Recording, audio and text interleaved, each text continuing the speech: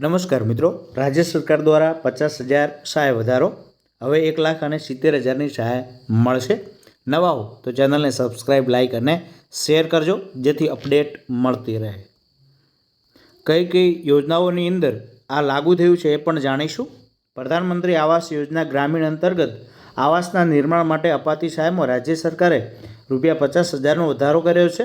તેની સાથે 1,70,000ની સહાય અપાશે।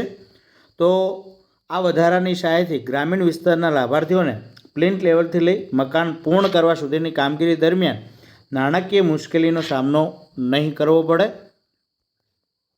ગ્રામીણ વિસ્તારમાં મકાન બાંધકામ સામગ્રીની કિંમતો, પરિવહન ખર્ચને ધ્યાનમાં રાખી અને મિત્રો આ વધારો કરવામાં આવ્યો છે।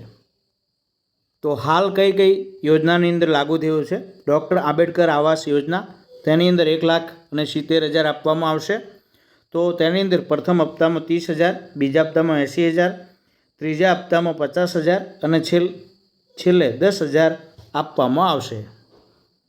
તો હાલમાં ડૉક્ટર આંબેડકર આવાસ યોજનાની અપડેટ આવી છે।